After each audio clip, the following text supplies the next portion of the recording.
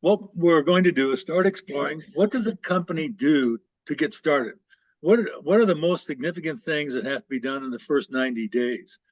And I think I'd like to have John Mills kick it off because he had a great question about what's in a name. Yeah, so actually, I think this is Ron's bailiwick. It really is. From history, he has strength in this area. But I think it's a really fundamental question that is, who do you say I am? I mean, it is like, who do I say I am? Who's the world going to say I am? What name do I hang? What shingle do I put up? And that is so not easy to do these days because part of the hope, I believe, would be you're going to end up with all kinds of social media connections on this thing. But the most thing is a website because you're going to hang documents, data, video, information on it. And it should be something that perhaps doesn't lead you into some bad areas of other names that have already been well used and not possible to use. So I think a little bit of intelligence in terms of getting something that works, and then that would tie into a marketing slash branding of the entity. Sounds like a lot of work on the front end because you haven't started business, but I've seen so many companies that start their business and they figure out, well, we're going to have a name, so they come up with it, but they don't realize that name's been used internationally forever, or it is a reference to something that is parenthetically not who they are. You're almost better off to have a name that is completely meaningless, like X, that would move into something. And so, Ron, there's my taker is I think it's so simplistic to say get a good name and Yeah. so difficult to Yeah. actually achieve that. Well, and so yeah, just to kind of spin off of that. So how do you come up to a name? And that's a complex subject just in itself. But the first thing that you do as you're working towards determining a name is determining the marketplace.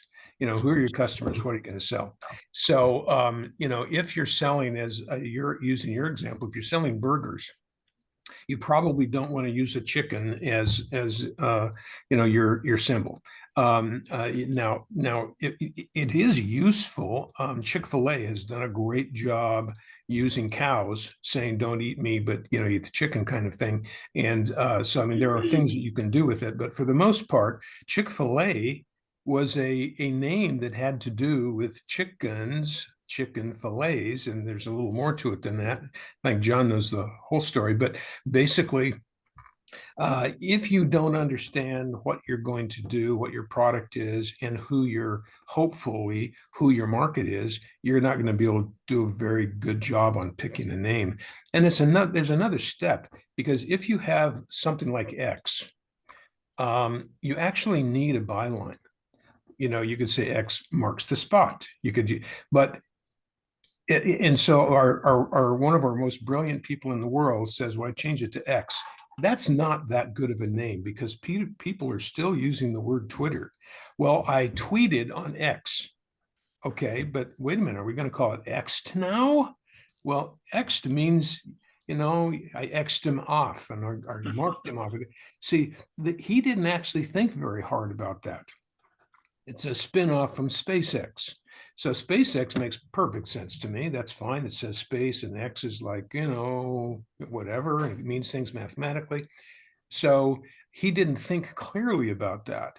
Now, if you have X and G, we'll say, you have to explain that to people, and that costs money. It costs a lot of communication money, marketing money, branding money. So if you would like to short circuit the process and you can find a name that has some meaning, it helps people to understand who you are. It's not quite so forgettable, etc. Now, then there are other things too. I've done a lot of renaming and rebranding in my half century of doing this. And one of the things that I have found to be true is that long names are not very good because if you get over 3 syllables, people don't remember them or they don't say them. So a lot of times, if you have, in fact, I've done this a couple of times, you've got an accounting CPA firm and it's Joe Smith, Billy Boy, and et cetera, et cetera. And we've actually shortened it down to the first 1 name, 2 names, 3 names, so that we could get it down to 3 syllables. That works so much better. And then in terms of developing the visuals from that, what is that imagery going to look like? How will that tie into your business? Do you want to look straight-laced or do you want to look avant-garde? It's like, well, that depends on your marketplace. How are you trying to project yourself? How are you going to set up positioning for your company in the minds of your customers? Those are all really important things. And unless you study the market, and I'm not going to say in the first 90 days, and that's what we're talking about. So I'll say just prior to the 90 days, it might take a week and it might take a year to get all the marketing done in order to be able to get ready for the first 90 days. Well, I was going to take it a little bit more pragmatic and say that you have to have a trademark at some point if you're going to go into business, and therefore you have to do some trademark searches. And I think John's right in the sense that it's better to have a nothing name that you define around in this day and age when you can't get a domain name. So if you're John Burgess, there's a lot of John Burgesses in the world. I can't just start out with John Burgess. It has to be more. Ray has Anderson Business Consulting, pretty quick to the point what he's doing. There are also I think 30 other Anderson consulting businesses and cohorts, a million other Andersons out there. Yeah, but we're not competing in that level. And therefore, in the 90 days, you have to have some name, right? And then you have to have a domain name. Why? Because it's really more of the ed questions that, as a small business that just started, I need to have some stuff legally done. DBAs, put it in the paper, get the state tax, get the federal tax, all of that. And so, what are some of those things, Ed, that have to be done in the first 90 days? Well, one of the things you have to have is a legal address that is better not be your home, because a lot of people get stuck with starting something out of their house, and then all of the documentation is based on their home address, which stays forever in the system. And it's very hard to get rid of it. And so, 2 years into it, you've moved into an office, you've got yourself a building or whatever it is, and you've still got your home running around on the internet of where everything runs. And that's just not a good look. Yeah, not a good look, right? No. And so I wanted to, and then there's kind of professional industry proprietary methodologies. Like some industries have a kind of a convention of how they're going to name themselves. I mean, if you're in the legal profession, it's very obvious there's a way of naming legal companies and the way they do it. And likewise in others, I love to use New Zealand because it's such a small market and people are very adventuresome in doing things. So looking for a car rental in New Zealand is really staggering, because you'd think 3 million people, you only have a couple of car rental companies. Well, you've got hundreds. You've got Easy Car Rental. You've got Hitch Car Rental. You've got Go Rentals. You've got Nelson Car Rental. You've got Omega Rental Car, Alamo, Thrifty Car Rental, Tasman Car Rentals, Zoom Car Rentals, Omega. I mean, they just go on, Rent a Classic. And you've got over 50 of these, but they all have one thing in common: car rental. And so they have a different name, car rental or rental, in the middle of it. And are they good or bad? Easy car rental, Hitch. I don't know about Hitch. But it's all, there's a proprietary, people know that if you're looking for a car rental, you're going to type in the words car rental, and you're going to put in the country, and then you're going to get a whole slew of names that go with it. Then the name is just kind of like, which one do I pick? Alamo, Avis in the A's, or Easy or ZZ? What do I do? So I guess, and do you want to conform or do you want to be a nonconformist? Well, in the American fashion, we typically want our own name for everything. And that's why Ford has the name of every car. And you look at BMW or Mercedes, they have a name of the car and a number. They just give you the number. So it's always a BMW with a number. And so there are naming conventions there across all industries. You're right. But what, so now we have a name. We're going to call it Bailing Wickets. And what are the next steps? The next couple of days we have to do that. We have this name. We need to buy a domain name. I think you made a good point, John. We need to have an address. I didn't think about that, but it can't be your house, because then you're going to be Google mapped for the rest of life. Ben's company, I know, is over on his house. He hates it. We need a place like the Mills to put our business at. But what are some of those things that have to be done? Because we're going to assume in the first 90 days, we become somewhat profitable, because otherwise we'll be looking for the job on the 91st day, right? So there's some things that have to be done. And Ed, what are some of the things that you see your customers, clients doing that are just essential for that kind of start of a business? Well, I think one of the first things you got to do is determine what kind of organization structure you're going to operate under. And there's several, a lot of companies start off as a sole proprietorship. And so they kind of mix their personal with their business to get started. And there's really no extra expense in doing that. And if you have a partner, you'd have a partnership. Then you look at incorporating, and you could go with a LLC, or you could go with a subchapter S or a C Corp. So you have various choices you got to make. And I think a lot of real small businesses just start off as a sole proprietorship. And as they evolve and they become more profitable, then they determine what corporate structure would best fit their needs. And on the corporate structures, I mean, there's two pieces that all new business owners need to know with the corporation. One is it's a protection from your assets, right? So my personal Yes. assets can't get taken. Right. So you create an organization that is separate technically from you, even though you may, as the owner, run it. And then the other part is really taxation, right? And there's some Absolutely. successful companies have to pay taxes, and that's a goal that I think all businesses should pay taxes. That means they're successful, right? We've had these conversations a few times in some disappointing meetings. However, nobody wants to pay the tax, so they Yeah. figure out ways to show a loss. So And so for a young business owner, that's a consideration, both sides, right? The protection and the taxation, that would be at least probably a year down the road, but knowing yeah, the eventually direction you you're want to going. be protected and you want to separate your assets, your business assets from your personal assets. That's a very good point. Absolutely. So then what are some of the other things that we've all run into as a 90-day business? We're going to start reaching out, doing some marketing, maybe join the chamber. Now, what are some other things there? I used to think, you used to have a business plan, and I do think that's important. And you used to have a product and a service, or and that's also important. But I've come to the conclusion, for me, you got to have the right people. And we've talked about an individual starting a business, but the reality is, if any of us were going to start a business, we would actually probably bring in around us a couple of people who have knowledge in a couple of these areas to help us get kind of sorted out in the right train. You want the right baggage, the right technology with you. Well, people, market, technology, capital. You need the right people. You need the right market kind of concept. The technology to support you, and people sometimes don't understand there is always technology that supports you. How do you receive the money? How do you send out the invoices? How do you communicate with your client base? I mean, that's all technology-based stuff today. And it's actually not simplistic. It's simplistic with a customer base of 1. But as soon as you go to 10, it becomes a little bit hectic. And if you're successful, it then becomes chaotic.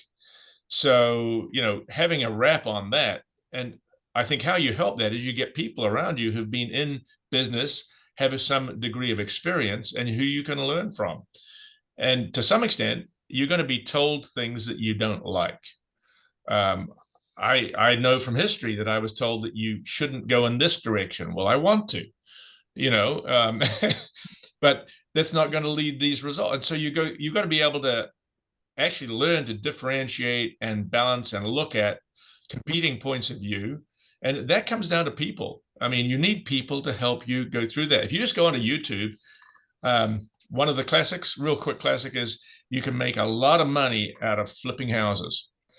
And so the guys that made a lot of money out of flipping houses, the guys who really made a lot of money out of flipping houses, were the guys who had seminars and sign-up courses that several of my mates signed up to, because they're going to learn how to flip house. Well, the guy who made the money was the guy giving the video. Yeah, and The that's actual art of flipping the house is a lot more difficult than that. like one in 1,000 people in real estate actually made a lot of money flipping houses. Right. So there's an example of, and if you're smart, you go, okay, this sounds like how I'm going to spend the rest of my life. Well, let's go and make sure that is actual feasible where you are. You're in Antarctica and you got to flip houses. I don't think that's going to happen. Maybe Eskimo igloos. So the case is you've got to understand the skills that you've got and the passion that you have are appropriate for the location that you're in and the market that is in front of you. And then to some extent, you might have to modify your plan to accept the market a little bit. And that's not easy. I was going to build on your idea of having people. And of course, when you're starting, you're a sole proprietor, but you know, you need a person like Ed, you need somebody like Ron, you need people who, as you pointed out, who aren't necessarily a part of the business, but support you in their expertise to make sure you move off on the right direction. You know, we talked about last week, you know, having a chart of accounts, which may not seem very important when you're starting a business, but really knowing what to do with the money is incredibly important. And you don't need to do it yourself. You can get an Ed or somebody like him to help you with it. Well, in this day and age, there's a lot of, I mean, we, as a consulting group, we're all fractional into the other companies. So we're being outsourced as a tool for them. And so all of our clients kind of believe in that, in a sense, from a consulting point of view. I think for a young starting business owner, you know, there's a lot on their plate. They're worried about, you know, putting bread on the table. They're going to penny pinch. The problem, I think, is always they are penny pinching to the point where it's like, man, I got to make my truck payment because I have a truck that gets me to my new job. And they do need to look at all this. And I think that one of the things that there are a lot of resources out there for these little things. And John hit on some of the technology pieces that, how do we invoice somebody? Do we do it through QuickBooks? Do we do it through our paper invoicing? How do we then, you know, to Ray's point of chart of accounts, how do we watch that? And I think it's probably worth somebody's time to spend a couple $100 to talk to somebody, say, you know, I don't know what accounting program to use. I don't know what kind of service program to use. You know, there's and it's so easy to make the wrong decision. We just recently had an example of a client who was looking for some software to run and manage buildings. And I've got a couple that I really have learned to love and use. They have their issues, but they're fundamentally sound. These people went out and they actually have a higher income stream in their buildings than I've got in mine. And they decided they weren't going to go with the system that I had, which cost about $300 a month. They were going to go with the cheapest one they found for $50 a month. And it doesn't integrate accounting with the CRM and you're sitting there and you're going, I don't understand. You've got the money's not the issue. Why are you fundamentally making a poorer choice of an integrated solution that nobody uses? But John, the other thing is that the system that we ended up with, it just coincidentally happened. I now know of 4 other people in our area who use the same system. And the benefit of that is we actually can learn from each other. And so even though we're in kind of a similar business in one sense, our market segments are different. We're truly differentiated by market, but the software that we need to use is similar. And so now we can actually become a user group and help each other in the nuances of using the software. Well, that's money in the bank. So it comes back to people, having people you can communicate. To your point, John, I mean, the reason that 80% of businesses fail is for the very point you're making, is that they don't take advice very well. They tend to be very independent, and they don't do the sorts of things that, John, you've asked us to do. You know, what are the first 90 days and what do you have to do to succeed? And if you do that well, your chances of being part of the 20% that make it 5 years and the 10% that make it 10 are much higher. Do you suppose part of this is because they didn't develop a budget up front, that it costs money to start a business? This stuff isn't free. And if you try to do it really inexpensively, like you're talking about, John, and everybody tries to do it that way, and they rely only on their knowledge, not going to make the right decisions. Yeah. So you got to bring in the experts. Yeah, and I think Ron and I have talked about this subject probably 100 times over the last 20 years, but there's a difference between a starter, I guess, and they start a business, and then a maturing business that then has some employees. And what does the initial starter owner of that business spend most of their time on? They spend most of their time either doing whatever their skill is or selling it, right? So they're pulled between sales and doing, and they don't have that chance to then go, oh man, I got to do the simple thing of invoicing. You know, how many young businesses have we run into that won't even send us an invoice? We're like, hey, you gave us a service, give us the invoice, we'd like to pay you. Right. One of my old instructors from when I was working for a national consulting firm in the retail industry, we had a very intensive 8 week training course before we were allowed to go out in the field and try to sell this stuff. And he always said, whenever you'd have competing views going on, you would always bring us back together and say, remember, nothing happens until the cash register rings. Very And so, true. all of it, we've talked a lot about stuff you do ahead of time. The first store I ever opened, I mean, I started buying for that store 9 months before the store opened. Okay. And that brings up your question, Ed. Boy, if you start buying 9 months ahead of time, maybe you need to learn how to figure out how to pay for that way ahead of time. So you've got to have enough cash before you open the doors, if that's the official opening time. I mean, but if you've got to pay for that, and so here you've got hundreds of thousands of dollars invested, and the door is still closed. Well, but to the point of John Haith, it's like, well, nothing really happens until a cash register rings. So make the cash register ring so that you have a reason to have all the systems and all the help and all the people and that kind of stuff. John Mills was just the other day talking to one of our MicroGiants and in his new business, and constantly talking about, well, wait a minute, we got this, you got this, you got this. How much time you spend in selling? Yeah, expand on that, John.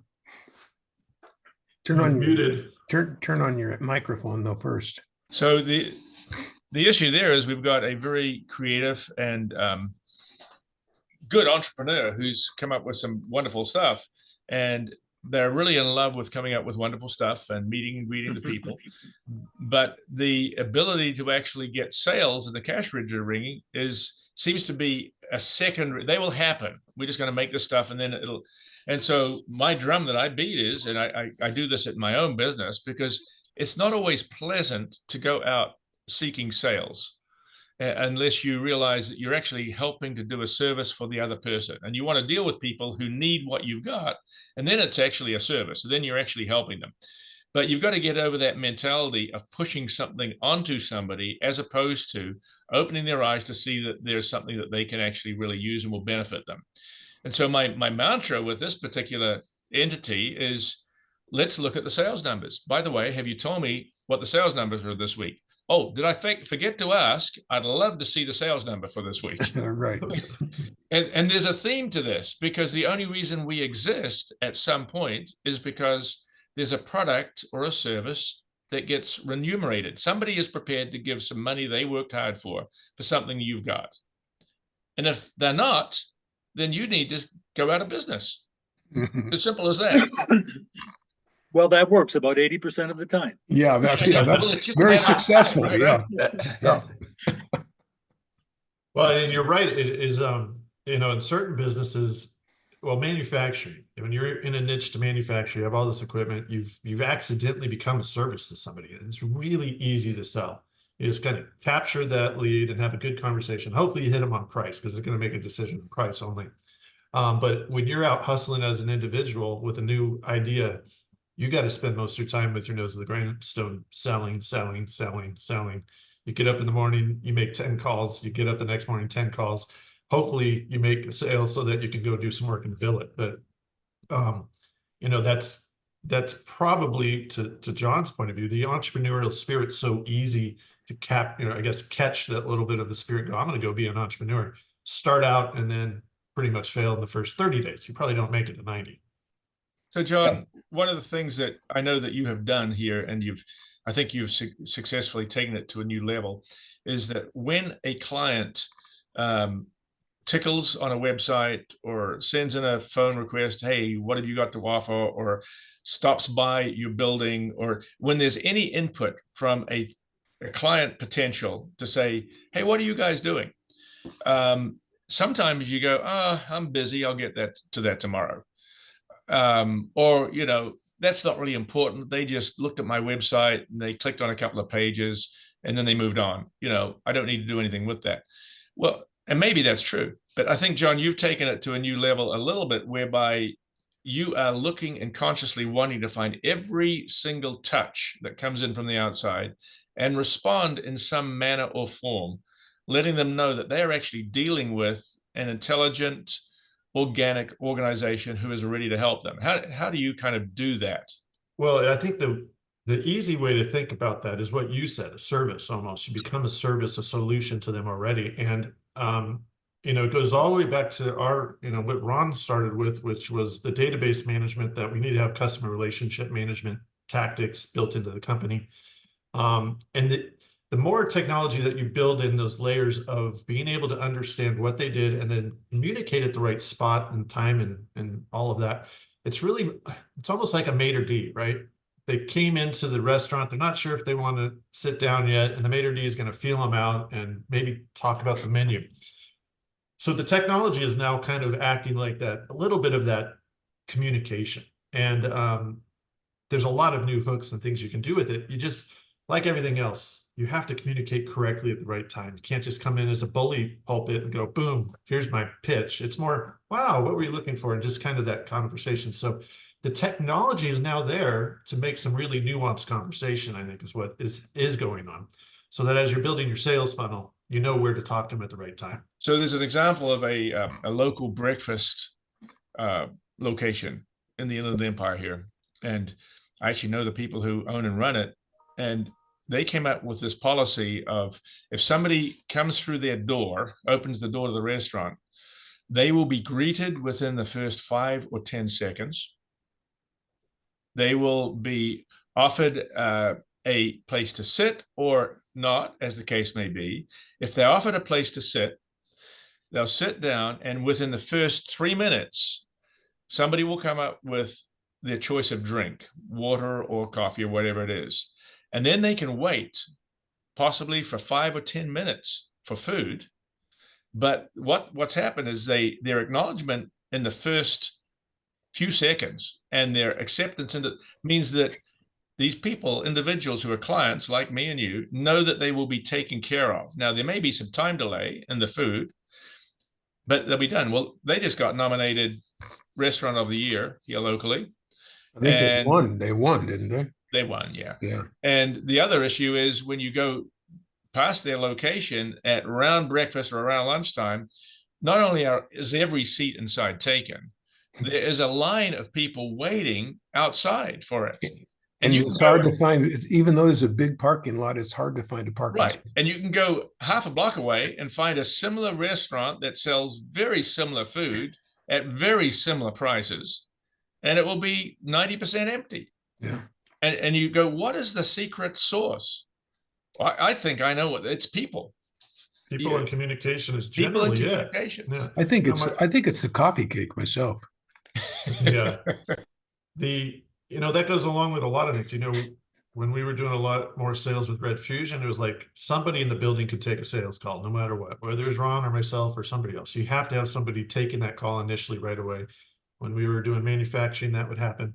My brother has built a pretty successful business, and the one thing he's never given up is the sales call. Even though he has some guys working for him, he takes every single call. He butters them up. He's a pretty good salesman. And on the long run, past 90 days into about 25 years, when you try to sell that business, it turns out the entrepreneur is still taking the phone calls. He never delegated that process to anybody else, and then you got a different problem on your hands way down the road. But it's communication. One other thing to add to that, I said, and I'm kind of in a similar situation with the business I'm in, is that I will never bring somebody into our building unless I have the ability to talk to them on the phone first. And the dialogue in the process of talking, and it doesn't matter to me what ethnicity or what language is their original language. That's really not the issue. The issue is how an individual responds to question in openness or not about the business they are in, what their expectations are. And you can tell if there's an honest rapport about what they're wanting to do. And to some extent, as a business owner and involved in sales and marketing, you need to be able to assess whether or not this individual who wants to have a seat in your restaurant is actually do they need to sit by the door because they've got issues going on there, or do they need to sit over by the toilet, or do they need to sit in a quiet spot because they want to have a cell phone conversation, or do they need a little one-on-one where they're going to be just two people having a business negotiation? You want to look at those nuances and help them find the place that's best suited to them. Yeah, I think that's clearly important, in understanding that if you can before you start is really key. I'm thinking as we're talking, I'm thinking back to that first retail store that I opened, and I spent a year working on it beforehand. But it was more than just a year. I had mentors who had already taught me everything about the business. I've worked for 5 years in the industry. We were opening basically an identical store in another location. I already knew everything. I didn't know everything. I knew way more about opening that store than a typical person who opens a store does. That's because I had worked in, managed the people there, done buying, traveled across the country, seen other stores, talked to other owners. I had really been developed to be able to be that store owner. And as we're talking about all the things you need to do ahead of time, I'm thinking, wow, had I started the business and then started working on that list, I would have been gone in just a matter of minutes or months. It's like, well, how long's the lease? I need to get out of this as soon as I can. I mean, it really takes a whole lot more than a lot of people think that it does to get started. And of course, that's where the failure rates come from. So when we, kind of look at, well, okay, what's our question here? What are the essential things to do in the first 90 days? I'm kind of coming up with a conclusion is that the essential thing that you need to do, number one, all of these are valid. Number one is you need to have your planning appropriate 90 days before you open and start your first 90 days. It's really about the planning up front. There's no reason to spend a whole bunch of money unless you say you're buying inventory or supplies, doing any activities if you haven't got everything already set and you've got your concept set and you've got your design set. I mean, everything needs to be done way before you begin that 90 days. So, maybe we should, maybe the question, John, should have been, what do you do the 90 days before you start? I was going to address that, Ron. I think one of the things that you said that needs to be a part of that first 90 days is having an intimate understanding of the business you're going into. And clearly you did. You'd already worked in it. And I think, a lot of people get started in a business without really understanding what it takes. And that's a huge problem. Yeah. Now I'll say that the next business that I opened, which was manufacturing, I didn't know anything about. And but my partner had an industrial engineering degree. So he wasn't foreign to the idea of making things and how machines run and that sort of thing. The business was a fashion business, and I understood that, and I did most of the design of the product design. He's the one that ran the plant, bought the machinery, hired the people. But we did have to learn a lot of stuff like, well, what's the name going to be? And we went through the process before we started, obviously. And how are we going to sell it? That was what we ran into is the problem. I mean, by that time, I think I had 4 stores. And I could use the product, and that was what I felt was going to be a big advantage. Let's make this stuff, and I'll sell it. Well, I couldn't sell as much as they could make. I mean, we had to make a certain certain number in order to break even, and I'm buying 10 or 20% of it. It's like, this is going to be really hard. I think we better sell this to some other people. Now what? I mean, I had a full-time job with retail stores to run. Am I going to go out and start hoofing this, door to door with people? And I did a little bit of that, mostly as market research, though. But once we found reps that were in the fashion business, either clothing or footwear or leather goods, things started to happen then. And pretty soon we started growing. But again, nothing really happened until we started ringing the cash register, not from my stores, but from other people. Now, eventually, we sold hundreds and hundreds or thousands of bags to Nordstrom. So we were very, very successful in breaking into the market. We understood design, we understood business pretty well. I mean, I knew that pretty well. We didn't run into problems there. But Ray, you're absolutely right. If somebody doesn't have skills to be able to run the business and do all of these things, and a lot of skill in the product that they are trying to sell, their chances go way down for success. I want to tie into what Ron said here about planning in advance, because I can think of two businesses that we had the idea of doing that after we went through the planning phase and before we launched, we actually didn't move forward because we did our homework up front. Now, if we would have moved forward, most likely would have lost a lot of money, because you got to make sure once you move forward, you got the customers that are going to ring the cash register. And if you find out your product doesn't meet their needs or your services don't meet their needs, you got a real dilemma in your hands because you spent a lot of money and a lot of time on something. It isn't going anywhere. So you cut your losses quickly, which is hard for most people to do. Once they start something, they want to keep going, going, and going. And it might not be a winning combination for them. Ed, do you mind explaining a little bit about what it is that caused you to change your mind? Because that's really an interesting story in terms of somebody starting a business. Well, there was two things. The first one was in Florida when we wanted to start a shopper in Orlando. And so the corporation was all willing to fund it. And so we had actually we had 6 months in advance to try to figure it out. And I had the opportunity to go to the top people and say, this isn't a good idea. Mm.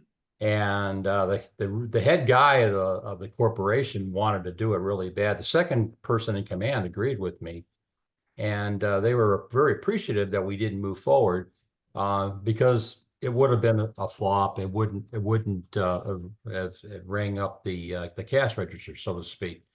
And the second one was trying to start a home care business. And did a lot of pre-planning with that, had people that were really involved in that industry. And we wanted to go the 24/7 route to provide this type of service to people and elderly people. And when you start doing the numbers, it's really hard to justify any type of fee that people can afford. Yeah. Because in California, as we know, the wage and hour laws are really tough to deal with, and the starting wages are very high. It's really hard to find people that are going to work for minimum wage, but minimum wage costs you $20 or $18 an hour. That's a lot of money.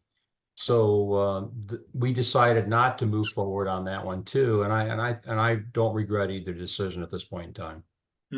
Yeah, I think that's a good question. We might rephrase that as saying that, you do the planning in all of these areas, the whole full business plan, primarily to model what the risk reward is. Mhm. And if you can't model it, if you haven't got the spreadsheets to show that there's a chance that this can work, and you can't demonstrate where the market's going to be and that people are going to, enjoy the product and buy the product, you probably really ought not to do that. It's interesting. I've occasionally been involved in looking for money for clients, found it very, very difficult. But a few times we did talk to some of the angels. In other words, the angels are sort of the people that come in with $100,000 to $1 million and help a company start before they go public. And in some of those conversations, I was told that, we read hundreds of business plans. Okay, for starters, if you're going to ask for money, you need to have a robust business plan just to start. Okay, then they'll take a look at that and they just say, we only pick 1 out of 12 plans to talk to. The others are all crap. So now that gives our listeners a little bit of a sense of, if people are looking to invest, they're going to be very tough on the planning process, and they're going to ask serious questions. Why did you come up with this particular number? You used this factor as, say, a multiplier in your forecasting. Why did you use that number? Did you do a high and a low? Have you taken a look at what does it cost you if you fail? How many dollars in failure? And can you try to put some kind of a percentage on that so that you can at least get a sense of, well, we've got a 50% chance of breaking even, or a 70% chance of breaking even, or a 10% chance of breaking even. It's one thing if you're starting out in a very small business and you're going to work out of your home and you're going to do most of the work and maybe you're going to do all of the work and you only have some paper expenses, maybe a computer, and if you have some very, very low costs, you can afford to go out and give some things a try. But if you're going to need to spend money, buy inventory, have a location, sign leases, hire people, you better go through the full bore planning process, or people gonna, or your chances of failure are extremely high, as we know, and as we've mentioned. So, I mean, I think it's that planning process is really, really key. And what do you put in a good business plan, which is not a topic we can really discuss at length now, but that's something we could do a better job on probably. So I want to defend the entrepreneurial maverick, perhaps Six Sigma guy who's sitting there. We've got one locally here, a guy who, well, he dropped out of college, he dropped out of school, but he started working in his garage and building things that moved with little electric motors on them. And he kind of got to be able to build figures, and he did some animatronics stuff at the age of 16, 17, and 18. And he started to sell a few things, moving items. And I think a lot of people were frustrated with him, mostly his parents, because he took over the garage and it was full of equipment and machines. And I'm not sure he was making that much money at that point, but he was sure having a lot of fun. Well, that company, fast forward, somehow did something with Disney company. And now 20 years later or so is the #1 animatronics producer for Disney worldwide, not just here, but worldwide. But that's not where they stopped. They went into every other form of high-end animatronics and creativity. And these guys have grown and grown and grown. Now, if you went back and did a business plan for this kid at the age of 17, what are you going to call it? And what's his, website going to be and all this? It would have been like, I don't care. I'm just going to make some more stuff.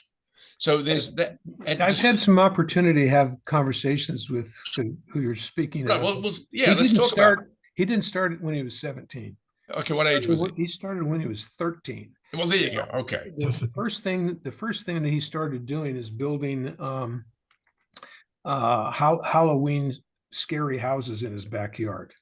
And he kind of developed from there, and he started modeling ghosts and skeletons and doing things like that so that he could get a good scare. It was a good business opportunity, right, Ron? Well, I mean, I don't know about that part of it, but Probably wasn't.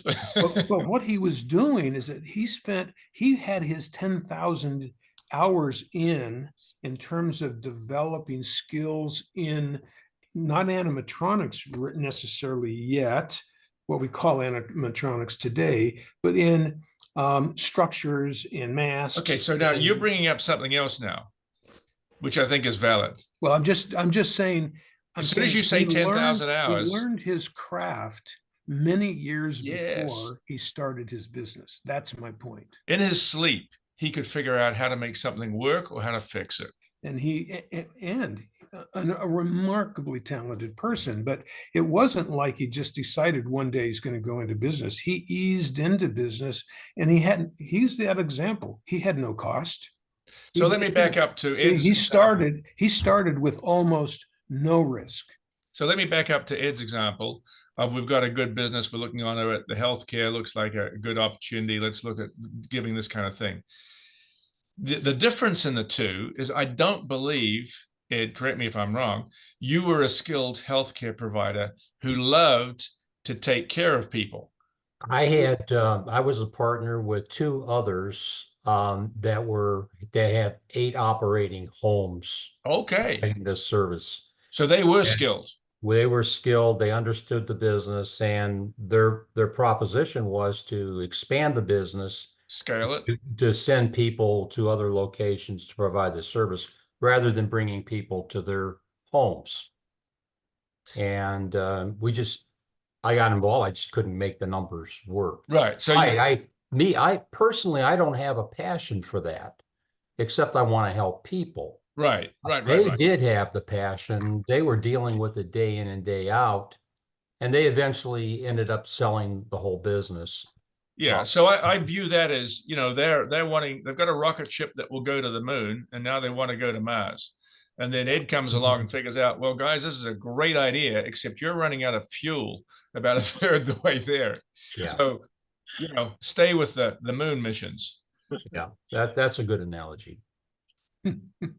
Well, I think this is probably a good place to stop because I think we have two other topics to follow up on. I think we have the planning part, which we've touched on, you know, getting ready for this. And the second part is really what Ed just kind of mentioned there. I think we could go through some illustrations on businesses we've dealt with that we've either said go or we've said stop. You know, I think we've all had some of those experiences that didn't make much sense. I think we could show some real, you know, without saying names, some real challenges and maybe give some tips out of real life experiences coming forward. So, Well, I think each of us have probably got a couple that we were personally involved with that looked like really Well, great ideas and I turned out can not tell to you, be. I thought about 100 to 200 to 300 ideas, and I only started 7. So there you go. Well, I've actually started a couple of them that I ended up crashing and burning on. So, you know, hey. Yeah. Well said. Good. This was very helpful, John. I think this will be a good thing to move forward on. Ideally, maybe we can come up with the 10 most important things you need to do to start a business. yeah, I think then next week let's do that. We'll see how that goes. Great. Okay. Thank you, John.